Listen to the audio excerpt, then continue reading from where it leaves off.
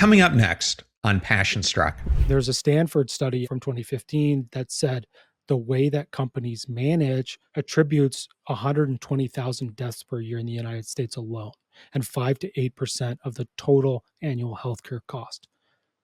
That's crazy. It makes it the fifth leading cause of death in the United States, is how we managed folks. Not to mention the fact that happier employees do better and more productive, and you make more money. Toxic leadership is killing us, and it almost killed me.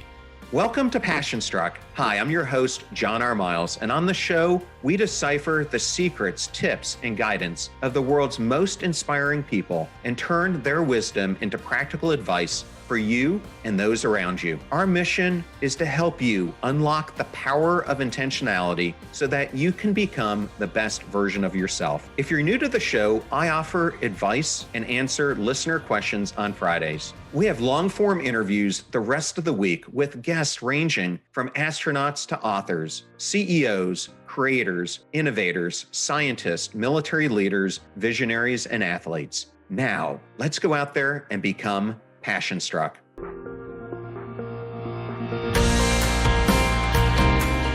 I am so excited today to have Rob Kalwarowsky on Passion Struck. Welcome, Rob. Thanks for having me, John. It's a pleasure to be here. And of course, we had you on the Leadership Launchpad project a few months ago. And congratulations on the success of your book. Thank you so much for that. And thank you for supporting it by having me on the podcast. I really enjoyed that conversation. And I think that was one of the more engaging conversations that I had on that podcast tour. So I really appreciate you doing that.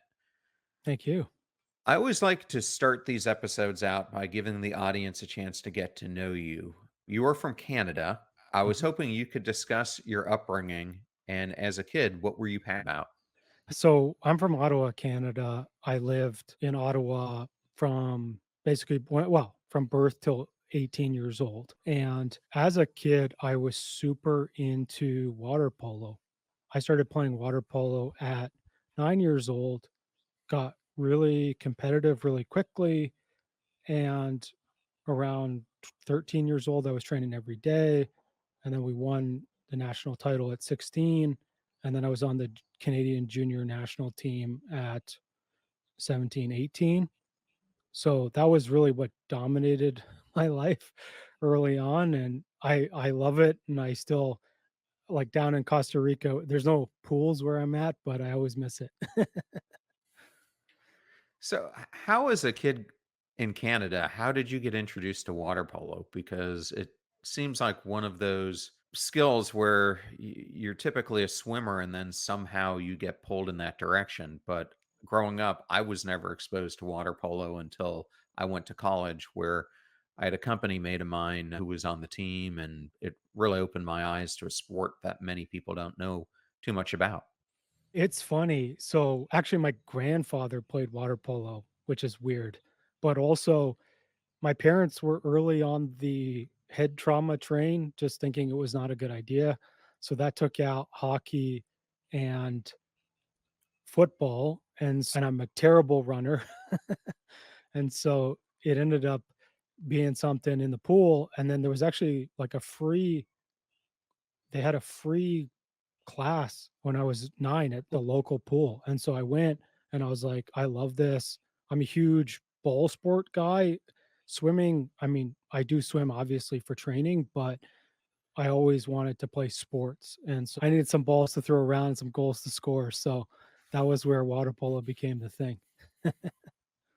Oh, that's funny. And I have only been to Ottawa one time, and I absolutely loved it. We were there right at the change of winter into spring. I think that was the time because they were doing the Tulip Festival. Yep. And there was this huge crowd of like hundreds of thousands of people who came in to see this. It was really eye-opening for me as a young guy in my mid 20s to see this, but it was still cold enough to see people ice skating on the river that goes through town, and we got to go to some of the museums. I guess it's your equivalent in Canada, kind of Washington D.C. That's right. It's the capital city. The Tulip Festival, interestingly enough, I believe it's World War One, could be World War II. I forget the history exactly, but it was part of the Canadian forces freeing the Dutch as part of one of those world wars, and the Dutch sent a bunch of tulips over to Canada as like a thank you, and then that's been going on ever since. Wow, interesting backstory. Rob, I always think it's interesting when you're an athlete like you were and you have to go on this path of deciding where you're going to go to college, because I went through this myself and the recruiting Yeah. visits. You ended up going to not only just a college, but to MIT. What was that like? Because I'm sure there were many Canadian colleges that probably wanted you to as well. But why did you pick that as the destination? Because it's MIT. That's the short answer. I mean, ultimately, in Canada, the sports recruiting is not as big, or at least when I was graduating in 2006, it wasn't that big. Of course, I had a few folks from the local colleges in Ontario that were trying to get me to go to their programs, but I was thinking, like, I always wanted to play in the NCAA, and I was looking for, yeah, for scholarships to go down to US, and I started reaching out to different coaches, and it was funny because the one from MIT actually wrote me back. And so there's no, like, athletic scholarships at MIT because it's a kind of it's one of those, like, prestigious institutions, and so they don't have athletics, but I had the grades to get in, and, I mean, it was an incredible experience, absolutely incredible. Everyone I met was like a genius, and it's really interesting because what I learned there, and just in terms of the environment, is very much similar to the folks I deal with now as a coach. Well, and we're going to get into your coaching here in a Yeah. second. I had one additional question I wanted to ask you about water polo and your time at MIT. You ended Okay. up being a three-time All-American, which is really impressive, regardless of what sport you play. Knowing how myself, being a Division One athlete, how competitive it is. What was surprising to me when I talked to my friend about water polo is, as an observer, you're seeing what's happening above the water. And he was telling me that there's a whole world that happens when you're in the pool that most people don't see, and how physical the game is, how there's even kicking and pushing and shoving and a lot of things going on. And so he was talking about how powerful your legs have to be, because to get yourself out of the water for a shot or to handle what other people are trying to do to you physically, uh, you almost have to learn how to do it without the use of your hands oftentimes. Did you find the same thing that he's explaining? Oh, totally. For folks out there, go to YouTube and Google water polo underwater. You can There's videos out there that you can see, but though a huge portion of the game and is wrestling. You grab speedos, you grab arms, legs, other things, right? And it's a very much some of the positions are literally like wrestling, and then they're gonna give you the ball and you're trying to score. And so, yeah, it's very physical game. It's something that I think, especially like the North American demographic, like we don't watch it too much, but I know the Olympics are coming around the corner. So definitely take a look. And the US men's team is really good. The US women's team is probably going to win the gold medal. So watch some of those games and you'll have some fun because you'll see how physical it can be. It almost reminds me in some ways of a cross between hockey and lacrosse, because you're still subbing in and out because you're sprinting or exerting yourself all the time. So you have to go in and out. It really is an interesting sport. I'm always interested in how people make pivots from where they were in college to what they're doing today. You graduated with a mechanical engineering degree. I think you had a minor in management, but how did you get into the world of coaching, and especially focusing on leadership as a discipline? I mean, this is where the passion comes through. And so obviously graduated mechanical engineering. I actually got a job in mining, in coal mining in British Columbia. And when I started working there, like MIT and sports had trained me my whole life to be a high achiever, right? If you score lots of goals in the pool, people like your coach likes you, you win games, the team likes you, good things happen for you, right? You go on all-star teams, you get awards. Same thing with school, right? Is if you get A's in school, my parents were very much obviously invested in that. And they had this idea of getting A's in school, get you in the best college, which gets you a job, which gets you the white picket fence, a wife, 1.5 kids, and a golden retriever, right? And then you're happy. And so I went on that track. Like I got into the best school I could. I got a great job. They paid me fairly well for a new graduate. And I thought the way to success was, hey, like my whole college was, hey, deliver results, financial results. Companies want to make more money. And so I went down that path and I started finding things and I saved my company tens of millions of dollars in the first year. And that's when the pushback started happening. My boss was toxic, it was passive aggressive. Things were very much, and like looking at it now from someone who spends a lot of time doing psychology, it's he was threatened and he wanted to look good to his manager so he could get promoted. And he felt like the way I was doing it was disrupting the things he had in place before, which made him look bad.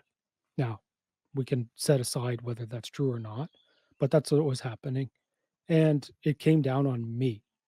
And as somebody who had this in mind, is like basically my performance is who I am. And if I can't perform, I am nothing. That's what I believed. It took me down this slippery slope of depression. And then ultimately, I had a suicide attempt in 2013. And I don't want to focus on that because that part's like, it is what it is. And I don't wish that upon anyone. And that's why I do a lot on toxic leadership and toxic bosses. But the part that's the crazy part. And you would, I assume, John, you would assume I'm a smart guy. I went to MIT. I'm like, right. But it's like, I knew my job was killing me.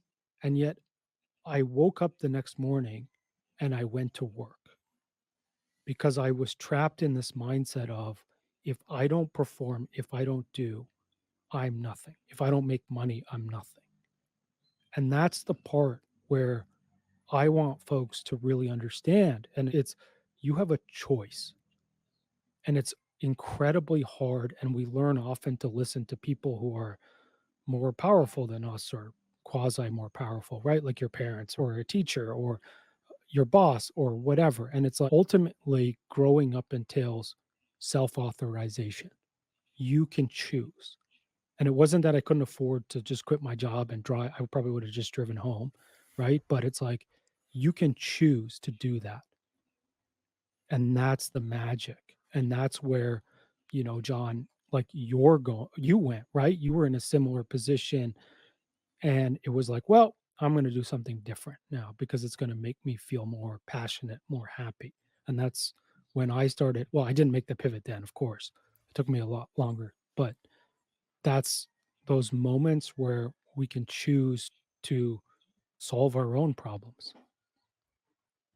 You and I, when I was on your podcast, were talking about this phenomenon that I've been really trying to showcase of quiet desperation that I think so Mm. many people worldwide are feeling. I think it's one of the major reasons that we have somewhere between 75 to 85% of the global workforce who feels unfulfilled in what they're doing.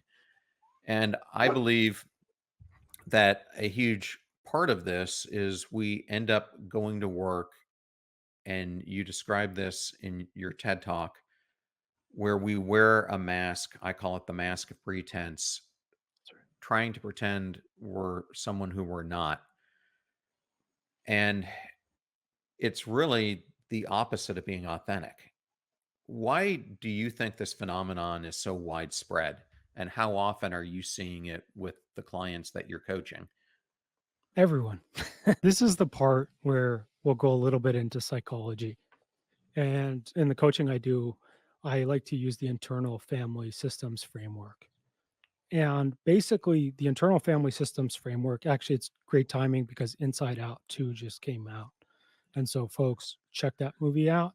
But it's a very similar idea. And so, in Inside Out, there's a control panel in this girl's mind, and then her emotions at different times of day, they take over and they drive her to do different things. And in other movies, we've seen the devil on your shoulder and the angel on your shoulder, and they compete to try to get you to do something, right? That's actually what we learn throughout our lives. So we have moments in childhood where we're hurt. We feel shame, we feel rejection, we feel unloved, we feel these things.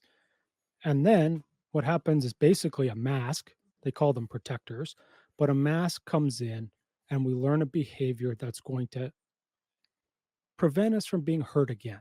For me, it was like if I perform, people are going to accept me, they're going to like me, they're going to be my friend. And that's where I over indexed on high achievement because that was the way for me to get my quote unquote needs met of being accepted. Now, these strategies and these masks, they always fail at a certain point, right? And it's for me, it was my first boss. For other folks, it takes longer, but they also, there's life happens, right? And so it's not that we can never prevent ourselves from being, from these moments that we're going to feel unhappy, but it's getting back to our true self, our authentic self is how we can navigate the world in a more fulfilled, safer, and you're going to be less variance on how you feel. And so these are the elements of the work that I do now. And in that TED Talk, you started out by discussing the concept of managing your dog. And I was out with my two dogs just before you and I jumped on for this interview. And I think managing a dog is a very difficult task at times. Oh, totally. How does this metaphor of managing your dog relate to leadership and the management of teams? So the story for folks out there. So this was a few years ago, but I was out with Winston, who's my dog. He's so cute, and he we were out for a walk, and he bolted into the bush and started pulling on a branch. He loved, I mean, obviously, like every dog, he loves sticks. And when I caught up to him, I saw obviously the branch was attached to a tree. And so he was trying to take down this 30-foot tree. And there was this moment of me going, I started pulling his leash. I started going, stop doing this, getting frustrated. And it's not about Winston, right? This is always about us because Winston, he loves branches, he loves trees, he loves chewing things. That's what he does. He's a dog. And this is where this comes into work, right? Is the folks around us at work, whether it's our manager, our boss, our subordinates, our colleagues, they're going to do things that'll make us frustrated or that'll make us angry or that'll make us even happy, right? There's going to be very moments in life, but it's learning to choose how you feel. And this is part of emotional intelligence. It's learning in that moment is for me, it was stepping back from I'm angry or frustrated at Winston to, oh, this is what dogs do. And actually, it's funny. And maybe I could get a picture of this, right? And it's like same thing is what often turns us into bad bosses.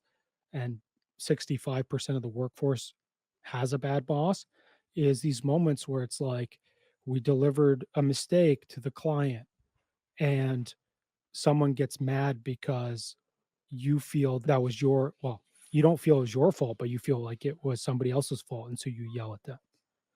Right. And that's the part where we can learn just a little bit of emotional intelligence and just be like, yes, this person made a mistake. How can we move forward in a strategic way to fix this or to minimize it happening again? And so instead of yelling at the person, it's more like, how do we enter problem solving mode? And that's how you become a better leader. Rob, that was a really interesting story and correlation of how that metaphor does apply to real life.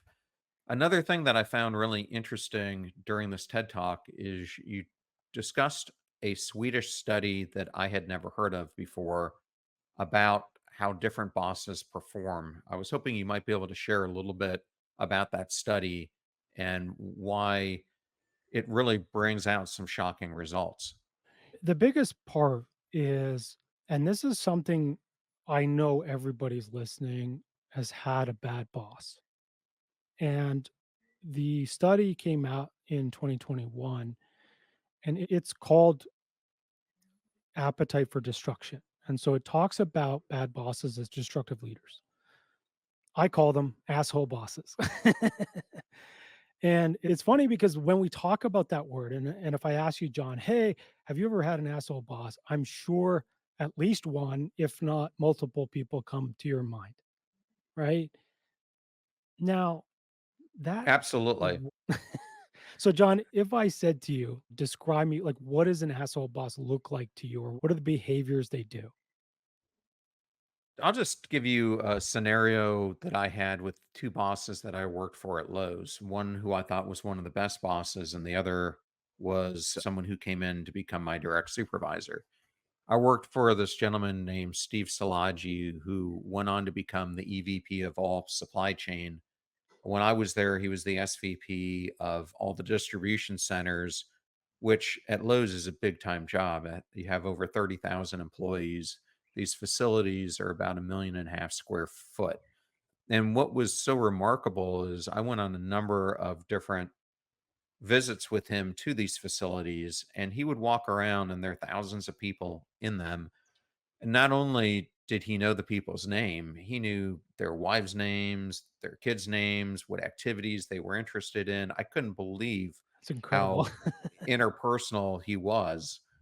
And he wasn't like that just at the distribution center. He was like this with everyone, really just this huge people person. And he told me this story one time that people used to ask him, "How is your day going?" And he used to give responses, "It's okay.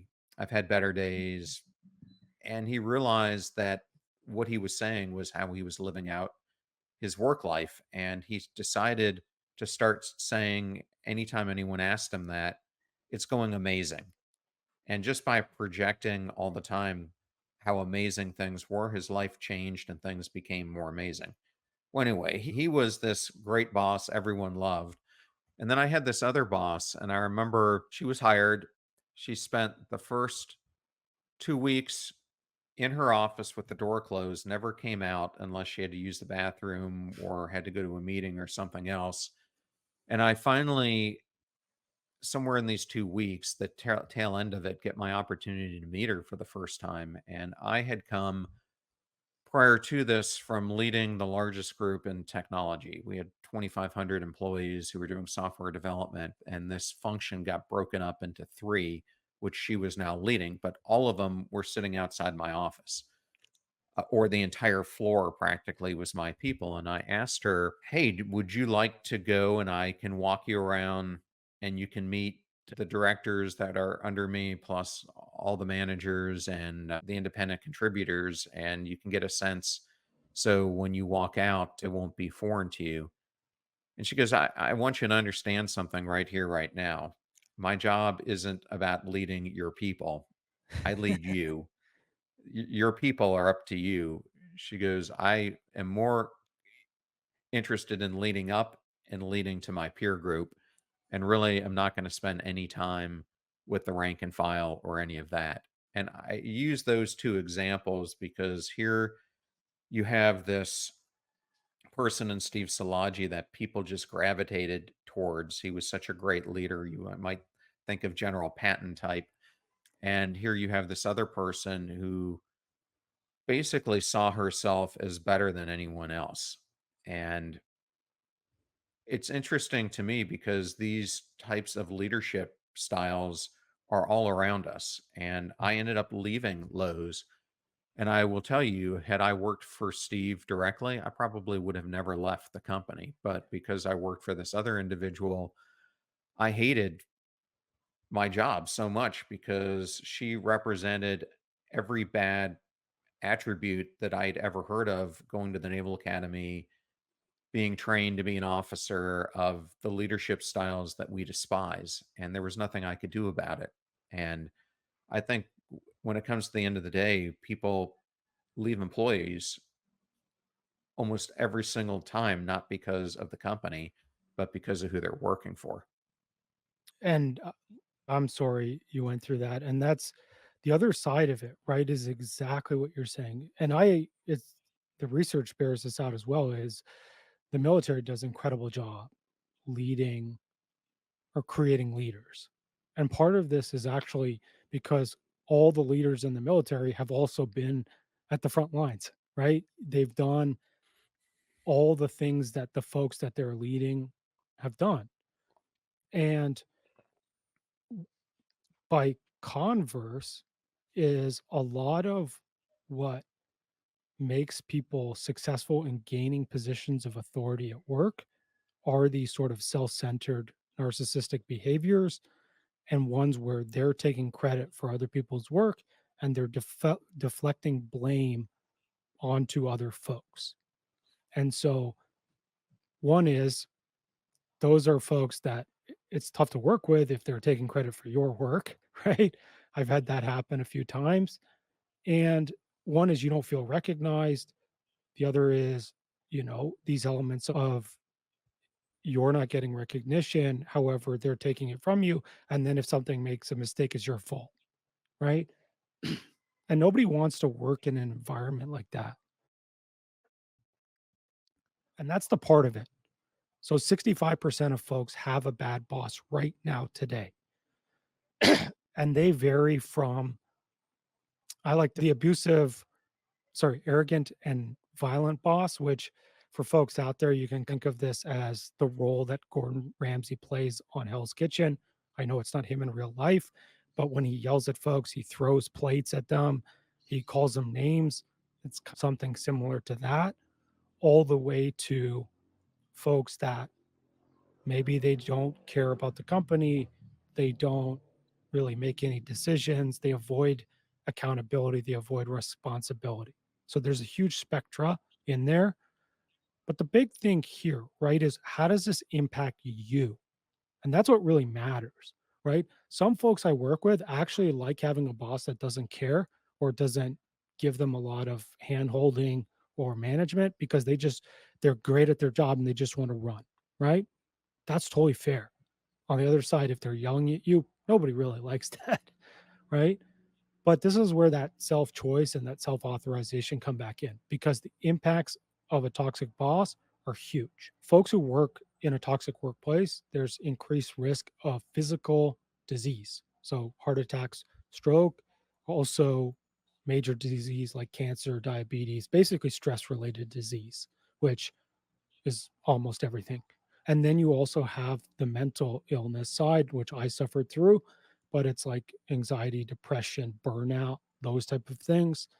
And so there's a Stanford study out from 2015 that said the way that companies manage attributed uh, attributes 120,000 deaths per year in the United States alone, and 5 to 8% of the total annual healthcare cost.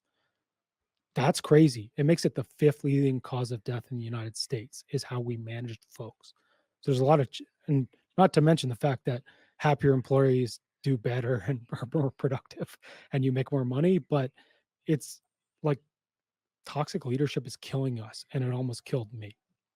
As I look back upon my few decades that I spent in the business world, I guess what was surprising to me is I had come out of an institution in the Naval Academy that, when you think of what degree you have, I don't care what it is, they basically train you on being a leader. That's what the whole institution is about, is to train you to go out and to perform. Yet, if you talk to most people who are not academy grads, they basically say academy grads come in two forms.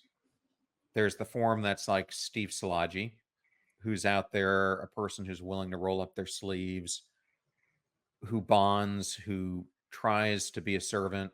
leader, which is what I tried to do to their people. And then you commonly find someone who's more aloof, who feels that they're above the common person. They're above doing remedial jobs, and this is for the rest of the people. And as I got into the workforce, I found that there were those two, but there were even worse. There were the narcissistic bosses. There were the bosses who were just inept at leading because they were in a position that just necessitated that they needed a leader, and no one had ever trained them to do anything. So they were a poor leader because they had never experienced any training at all in it. What do you think are the biggest causes why we have so many bad leaders and why it's so rampant? And maybe also why, even coming from an institution like mine, there's such a high predominance of leaders who people still think are poor leaders. It's the mindset of the leaders. And so I never work with a client on team leadership until I work with them with self leadership. And I'm writing a book now called Antidote for an Asshole Boss. And yes, it sounds very future centric and it's about your manager but at the core of the book is you can be your own biggest asshole boss. And this is like when we talk about wearing masks at work, when we talk about showing up, for me, I had this voice inside me saying, Rob, if you don't deliver results, you're nothing. You don't even deserve a place on this planet. And everybody that's listening has some voice like that that's judging you, that's calling you an imposter, that's saying you're not good enough. Like maybe you shouldn't date this person, maybe you shouldn't ask for this raise, maybe you shouldn't go out and try to live the life you want to live. And it's as we start to decouple our true self from those voices, that's when we can start to do incredible things. And it's just what you've done, John, with your life. And like for folks who maybe are just listening, I'm living in Costa Rica now, and it's amazing. And I never thought I could do this. But because I learned the strategies and I did a lot of therapy and did a lot of coaching, and I healed a lot of the things that made me this person who was a crazy high achiever. Now I can bring in passion and fulfillment and enjoy life in a different way.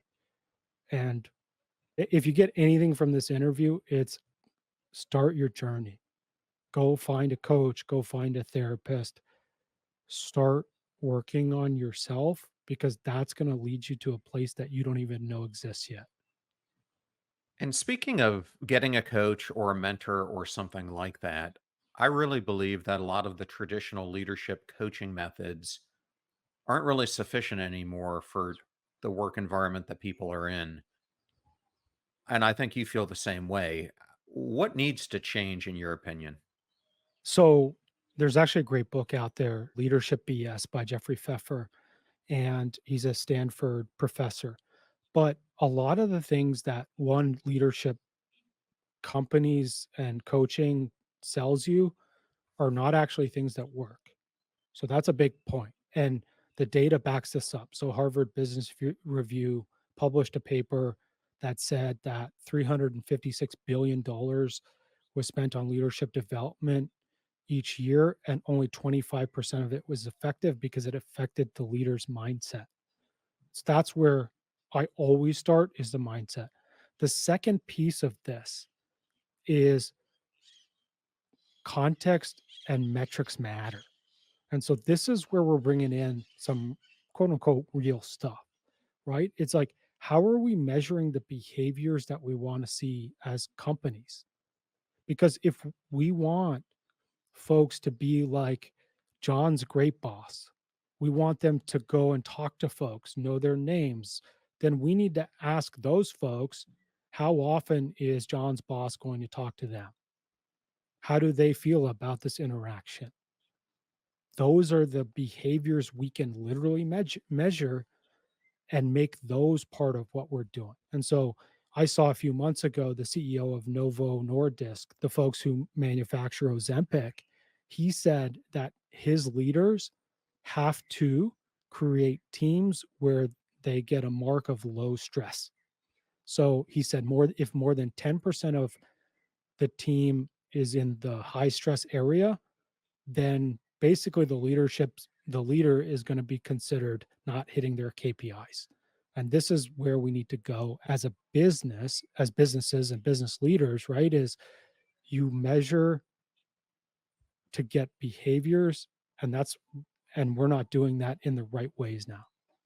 Something I found both in the military and outside of the military is in these more sophisticated environments, so much of what you are graded on comes out of some type of score sheet that you're given.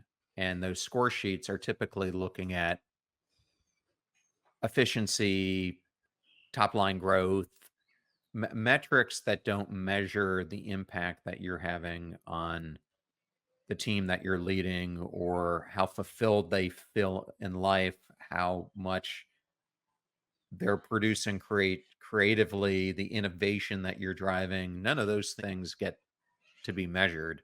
Maybe it's changing now, but I really felt that we're often rewarding a certain series of traits and that the quality of the leader really doesn't get measured. What's getting measured is the output. And so, in a lot of these environments, a person who's outputting a lot keeps getting promoted pretty quickly. But what I have found is often cases that they leave a trail of just broken dreams and dysfunction behind. Do you think that this is still happening and happening as much as I feel it does in environments? 100%. Another great stat, right, is Gallup does their annual employee or state of the workforce report, which Gallup has done this report for many years. They're the most expert in this field of employee engagement. And the last one I saw would have been from the 2023 report. It had the quote unquote highest employee engagement in the history of this report at 23%. So that means basically 1 in 4, 1 in 5 people are actually engaged at their job in a way that they show up, they do their job, they're happy about it, they're pushing and they're doing great work. So what does that mean about the other 77%, right? Those folks are not happy. They're doing the minimum or even in a fair amount, it's roughly 10% of the case, they're actually working against the corporate goals. Those folks are called actively disengaged. And so those are folks typically that have a bad boss who's basically turned them off of work completely. And now they're trying to sabotage the team's result, or being, they're creating that toxic environment. Now, it's not necessarily their fault, right? But 70% of the variance in employee engagement is directly related to the boss of those folks, not senior management, not how much money they get paid, not these things, but the actual manager and the behaviors that drive that engagement. It's basically like showing up, showing like you care, trying to grow people, trying to talk to them and give them feedback and coach them to become better, giving them purpose and meaning. These behaviors really make that difference. And those behaviors, again, you can measure those, and it directly ties to employee engagement, which is directly tied to profitability, productivity, happiness, well being, all these good things. And right now, we're incredibly falling short. And I wanted to ask a follow on to that, which is can you elaborate on the role of self awareness and empathy in effective leadership? Because I think that these are two of the defining traits that not enough leaders are really practicing. So self-awareness is the term I love the most, right? And I always liken this to everyone thinks they're a good driver, and on average, we're all average drivers, right? Everybody thinks they're self-aware.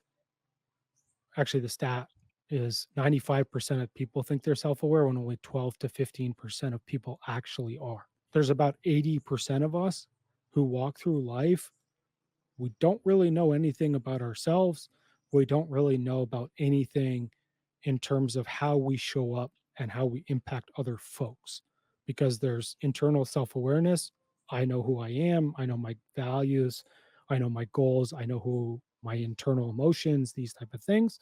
And then there's external self awareness, which is I know how I am impacting John or the folks I lead at work. Most people don't have either. So that's really where we start. That's turning on the lights, emotional awareness, emotional intelligence. What's going on in your psychology that is affecting your performance as well as affecting how you live day to day?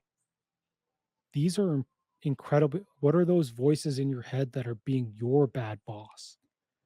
How can we make supportive voices? How you can you connect to your strengths, your values, who you truly are, what you truly are here to do in the world? That's the first step.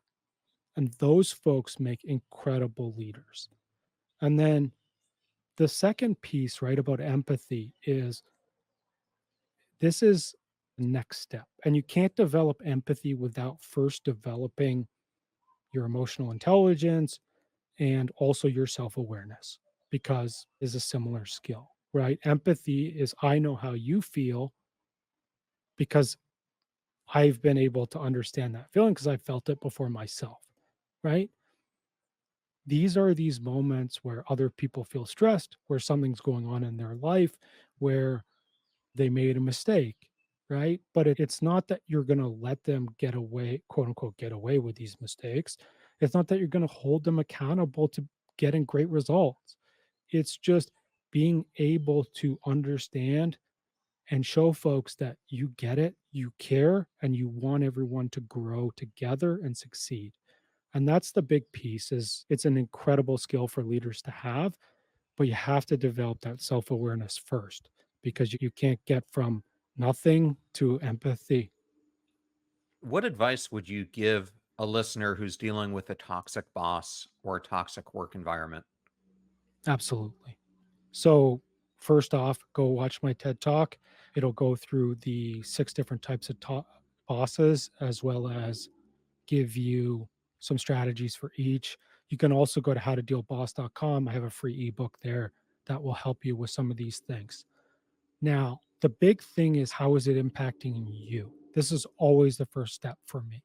Then it's mapping this to what type of boss you have, because obviously the Gordon Ramsay throw the dish on the floor, how you deal with that is different than the person who doesn't accept responsibility or accountability, which is also different than the passive aggressive or somebody who just doesn't know how to manage, right? So there are different strategies for your different types of bosses, but the first and the most important thing is how does it make you feel? What is your situation? And then what are you willing to choose, right? If your boss was like for me, where it's literally killing you, get out, right? Of course, if you can't afford that, then it's how do I get my financial plan in place? How can I start looking for other jobs? How can I speed up this process of me getting out, right? On the other side, if it's something like your boss just doesn't know how to manage, how can you manage up and guide them to giving you the plan that you need to succeed? So, hey, can we work on a project plan together? When's the deadline? What does this deliverable look like? What does the client want here? Like these things are possible. Of course, that's not going to work on a Gordon Ramsay type, but that's going to work on somebody who just hasn't done management training. Well, Rob, I so appreciate you joining us today. If there was one last thing that you would like to leave listeners with, can you share that and also where they might be able to find you? Absolutely. I want folks to make those choices for you. I didn't have the capacity or the ability to do it when I was 25. I've learned how to do it. You can learn too. Start to tune into yourself. And I'll get John to a link for a 3-minute check-in emotional breathing exercise that you can just start to bring in some moments of mindfulness in. Use that. Start cultivating what are your values. Start cultivating yourself, because that may lead you to quitting your job. It may lead you to what John and I both did, which is like we transitioned careers. It may even just lead you to being a better person at your job, a better leader, a better colleague, a better worker. The outcome, nobody can know what that is, but you can choose how you want to live your life, and you can choose to show up at your best. So get out and do that. For me, first, I would love for you to go to YouTube and to check out my TEDx talk, how to deal with an a-hole boss. And then also, if you want the free ebook, howtodealboss.com, you can get it there.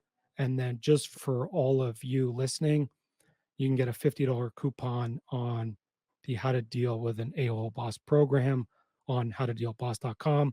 If you use the promo code PassionStruck, just all caps, you'll get $50 off there. And connect with me on LinkedIn. That's the best place to get me. And you're welcome to connect, shoot me a DM, anything I can do for you. And you can also send me an email, rob@elitehighperformance.com. Happy to chat, happy to connect. Rob, it was so great seeing you again and having you on the show. Thank you so much, and congratulations on your TED Talk. Thanks for having me, John. It was a pleasure to chat with you, and it was a pleasure to have you on my show, and I'm sure we'll do it again soon. What an incredible interview that was with my friend Rob Kalwarowsky, and I wanted to thank Rob for the honor and privilege of joining us today on the show. You're about to hear a preview of the Passion Struck podcast, where I'm joined by the unstoppable Hala Taha, host of the Young and Profiting podcast, as well as being a powerhouse entrepreneur. Tune in as we dive into her journey from corporate ladder climber to media mogul and discover the secrets behind her success. Get ready for an episode packed with insights on hustling with purpose, building your brand, the secrets to LinkedIn, and living life on your own terms. If I could come up with one synonym for branding, it would be consistency. So you need to be consistent in your messaging. So that means coming up with 4 or 5 points that you repeat over and over again, that people know that's what you represent. That's how you get auto engagement, where people will just share your picture because they already know what you represent. The fee for this show is that you share it with family or friends when you find something useful or inspirational. If you know someone who's really into what Rob shared today, then definitely share this episode with them. The greatest compliment that you can give us is to share the show with those that you love and care about. In the meantime, do your best to apply what you hear on the show so that you can live what you listen. Until next time, go out there and become passion struck.